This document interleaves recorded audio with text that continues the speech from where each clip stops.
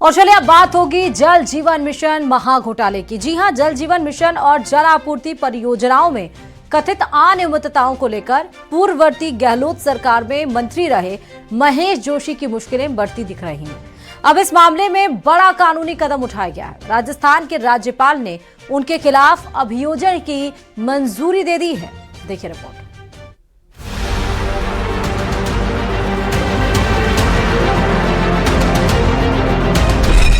जल जीवन मिशन घोटाले में बड़ा एक्शन। पूर्व मंत्री महेश जोशी पर कसा शिकंजा। राज्यपाल ने दी अभियोजन की मंजूरी।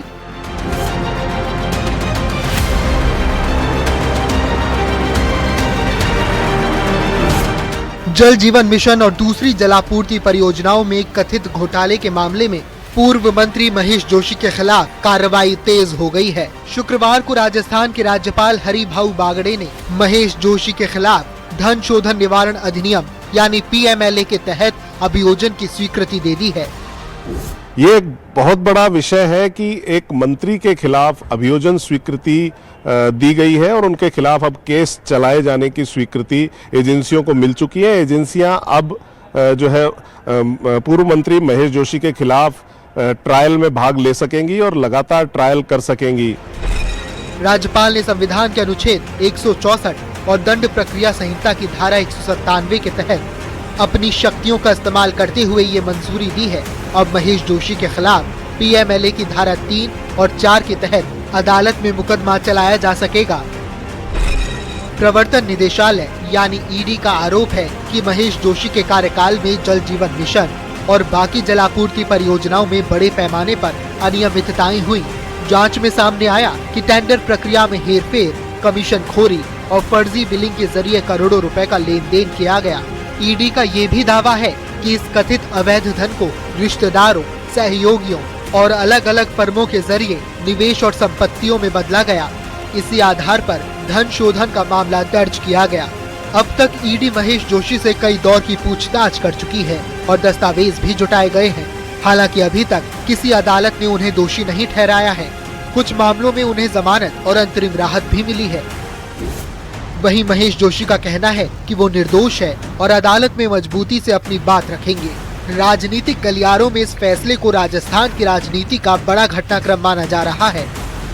यदि महेश जोशी पीएमएलए के इस मामले में दोषी पाए जाते हैं तो पीएमएलए की धारा 4 के तहत उन्हें 7 साल तक की सजा हो सकती है, जो विशेष परिस्थितियों में 10 साल तक भी हो सकती है और इस पर भारी जुर्माना भी इस केस में जो है उन पर लगाया जा सकता है। हालांकि इस मामले में जो है राजनीति भी गर्म है और महेश जोशी का भी कहना है कि वो भी इस पूरे मामले में जो है डटकर अपना पक्ष रखेंगे। कैमरामैन दिलीप चेची के साथ हितेंद्र शर्मा, न्यूज़ 18 राजस्थान।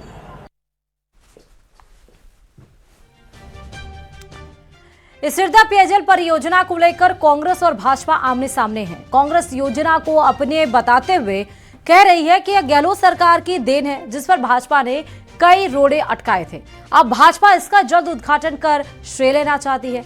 इस बीच दौसा विधायक दीनदयाल बैरवा ने जन्मदिन से एक दिन पहले बयान देकर राजनीतिक गलियारों में सनसनी फैला दी। उन्होंने कहा कि नगर निकाय चुनाव और पंचायत चुनाव से पहले अगर भाजपा का पानी इस सिरदा प्रोजेक्ट से दौसा जिले को पिला देती है तो अपने पद से इस्तीफा दे देंगे। पंचायत राज के अंदर ये कहाँ पानी पिलाएंगे? पानी पिलाओ ना, अच्छी बात है। कांग्रेस की योजना थी सिरदा, उसको लेके आओ, उस पर कार्य करो आप। उसको तो ठंडे बस्ते में पटक दिया था। अब जब जो टाइम आ रहा है उसका प्रोजेक्ट करीब 70-80% कम हो गया, उसको श्रेय लेने के लिए आ जाओ, आवाबाजी करते हैं। लेकिन मैं तो करता हूँ उसको जल्दी करो ताकि दौसा की जनता को पानी मिले। सूबे की सरकार भले ही भ्रष्टाचार को लेकर जीरो टॉलरेंस की नीति पर काम कर रही हो, लेकिन सरकारी कार्यालयों में बैठे कुछ घूसखोर अपनी आदत से बाज नहीं आ रहे हैं और एसीबी के हत्थे चढ़कर अपनी फजीहत करवा रहे हैं। देखिए रिपोर्ट।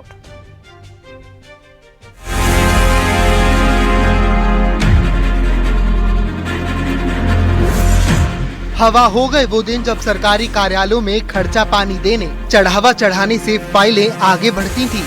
आम आदमी का काम हो पाता था। अब हर घूसखोर का आखिरी ठिकाना जेल है। ये हम नहीं तस्वीरें कह रही हैं। ऐसी ही 2 तस्वीरें आपकी टीवी स्क्रीन पर। शौक बड़ी चीज है, इसे वही पाल सकता है जिसके पास इफरात में करारे नोट हो, लेकिन कई बार जेब में पैसे नहीं रहने पर भी इच्छाएं कुलबुलाती हैं, जिसे पूरा करने के लिए इंसान वैध अवैध और नैतिक अनैतिक का फर्क भूल जाता है। ये बात और है कि कई बार उसकी चाल उल्टी भी पड़ जाती है। आपकी टीवी स्क्रीन पर नजर आ रहे इस शख्स की भी यही त्रासदी है। झालावाड़ में एसीबी ने कार्रवाई की। जलदाय विभाग के इंजीनियर ने रिश्वत में आईफोन मांगा। एसीबी ने रंगे हाथों गिरफ्तार किया। बकाया बिल पास करने के बदले 84,000 का आईफोन मांगा था। आरोपी होली दिवाली पर कुछ नहीं देने का दबाव बनाता था। 8 जनवरी को हमें शिकायत मिली थी, तो ये बाहर गए हुए थे उस दिन। तो आरोपी जो है गोयल साहब एससी बाहर गए हुए थे, तो उस दिन उनकी सत्यापन नहीं हो पाया। तो 7 तारीख को हमने सत्यापन करवाया कि वास्तव में मांग कर रहे हैं या नहीं। तो इनको ये कॉन्ट्रैक्टर हैं, देखिए कॉन्ट्रैक्टर को 6 महीने से ये आईफोन की डिमांड कर रहे थे कि मुझे आईफोन प्रो 17 चाहिए। वो इतना अफोर्ड नहीं कर पाए थे, तो वो 84,000 वाला 13 जो वर्जन है वो लेके आए और उससे आज लेते हुए उनको रंगे हाथ हमने गिरफ्तार किया है। कार्रवाई चल रही है। एसीबी के मुताबिक अधीक्षण अभियंता विष्णु चंद गोयल ने हैंडपंप मरम्मत और पाइपलाइन लीकेज रिपेयरिंग के कार्य करने वाले एक ठेकेदार के बकाया बिल पास करने के बदले रिश्वत मांगी थी। ठेकेदार को डिबार करने की धमकी देते हुए आईफोन 17 प्रो की मांग की, जिसकी ठेकेदार ने एसीबी से शिकायत कर दी।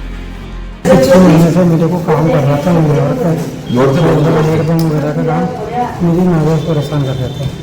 मैं आया उनके पास, मिला मैंने सब क्या दिक्कत है।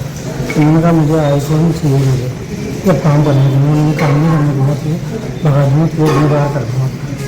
मैंने कहा सर ऐसा मत करो भाई, आए दिन मुझे परेशान कर रहे थे, बस इसी वजह से मैंने इसी घुस गया। एक और जहां एसीबी घूसखोरों को दबोच कर उन्हें सलाखों के पीछे धकेल रही है, वहीं दूसरी ओर रिश्वतखोरों के खिलाफ अपनी कार्रवाई को निर्णायक अंजाम पर भी पहुंचा रही है।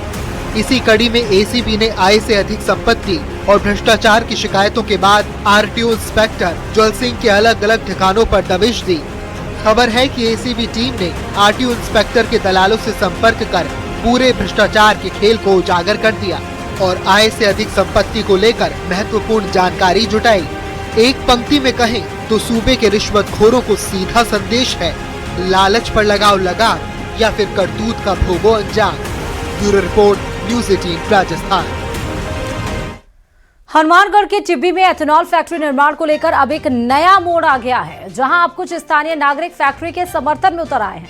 समर्थन में फैक्ट्री लगाओ क्षेत्र में खुशहाली लाओ संघर्ष समिति का गठन किया गया, जिनका मानना है कि इस परियोजना से क्षेत्र में रोजगार के अवसर बढ़ेंगे और आर्थिक समृद्धि आएगी। समिति ने फैक्ट्री के पक्ष में 5 फरवरी को टिब्बी में महापंचायत करने की घोषणा की है और इसके लिए एसडीएम को ज्ञापन सौंपकर अनुमति और सुरक्षा व्यवस्था की मांग भी की गई है। साथ ही समर्थकों ने विरोध करने वालों पर बाहरी लोगों को बुलाकर इलाके का माहौल खराब करने का गंभीर आरोप लगाया है।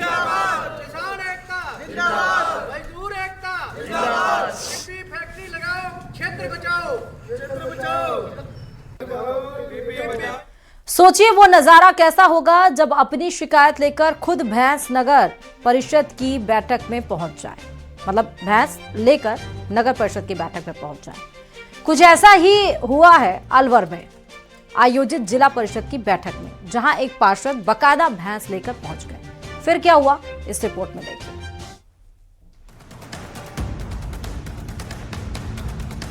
बिना चुनी हुई जिला परिषद में आ गई।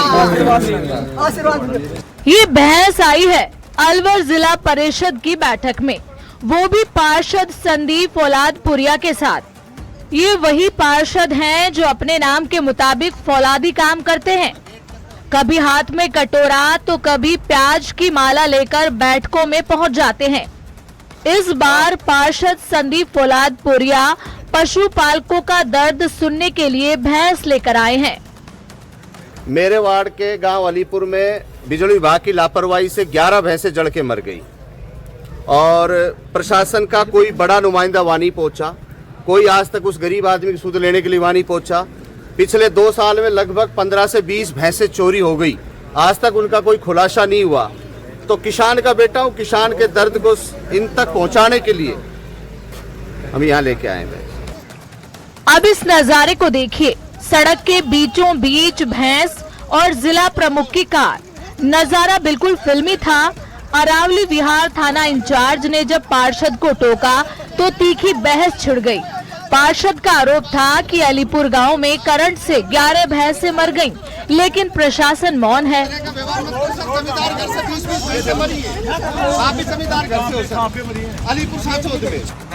यूं तो अंदर हॉल में चर्चा होनी थी, लेकिन कोरम ही पूरा नहीं हो पाया। 52 पार्षदों और अधिकारियों की गैर मौजूदगी के चलते जिला प्रमुख की बैठक 16 जनवरी तक के लिए स्थगित करनी पड़ी। देखो, संदीप पोलादपुरिया का तो राजनीतिक स्टैंड वो भी मैं भी जानता हूँ, और वो भी नेता हमारा। राजनीति में तो चलना भी चाहिए, करना भी चाहिए। जो कर रहा है, प्रयास कर रहा, हम उसके साथ हैं। भाई, जनता की जो सच्ची मांग उन पर तो हम काम कर ही रहे। बाकी जो अगला कर रहा है तो राजनीति का हथकंडे, कोई कैसे अपनाता है, कोई क्या अपनाता है, उसको सोच वो है। हमारी सोच पॉजिटिव है तो हम पॉजिटिव सोचते हैं, वो पॉजिटिव सोचता है तो उसके लिए पड़ी है। वहीं बाहर खड़े कई और पार्षद भी इस बात से नाराज थे कि जब जनता के प्रतिनिधि और बड़े अधिकारी ही मीटिंग में नहीं आएंगे तो गरीबों की सुनवाई आखिर होगी कहाँ। खाली 4 साल 2 महीने में जिला परिषद के अंदर आश्वासन ही मिला है। जैसे क्या है कि विकास का काम मांगो तो समोसा कचौरी मिलेंगे, और बार बार मीटिंग का कैंसिल होना, एसपी कलेक्टर मीटिंग में आते नहीं। और चौथा ये कि यहाँ पे सांसद हैं, 4 साल और 2 महीने से सांसद महोदय अभी जिला परिषद के अंदर पधारे नहीं, और 56 अधिकारी आने का है, लेकिन 22 ही अधिकारी आए थे। जिस दिन नेता प्रतिपक्ष जिन्हें मीटिंग में उन्हें काउंटिंग करी थी तो वो 22 अधिकारी मिले थे। यहाँ के जो शहर से जो विधायक हैं, जो राजस्थान में सरकार है, जो राज्य मंत्री हैं संजय शर्मा जी, वो भी आज तक यहाँ पे मीटिंग में नहीं आने का उनका फर्ज बनता है कि इस मीटिंग में आके भी जो जनप्रतिनिधि हैं, जो जिला पार्षद है, उनकी भी समस्या सुने। फिलहाल जिला परिषद की ये भैंस पॉलिटिक्स पूरे प्रदेश में चर्चा का विषय बनी हुई है। अब देखना होगा कि 16 जनवरी की बैठक में क्या वाकई समाधान निकलेगा। अलवर से नितिन तिवारी के साथ bureau report, news 18 Rajasthan. Tonk शहर की इंदिरा कॉलोनी में नकली घी के कारोबार का भांडाफोड़ हुआ है। चिकित्सा विभाग की खाद्य सुरक्षा टीम ने एक दुकान पर छापा मारकर कार्रवाई की। फूड इंस्पेक्टर सत्यनारायण गुर्जर ने दुकान से 100 किलो से ज्यादा नकली घी बरामद किया। टीम ने घी का सैंपल लेकर जांच के लिए लैब भिजवाया। कार्रवाई के दरमियान सरस और कृष्णा घी के खाली डिब्बे मिले और अन्य उपकरण जब्त किए।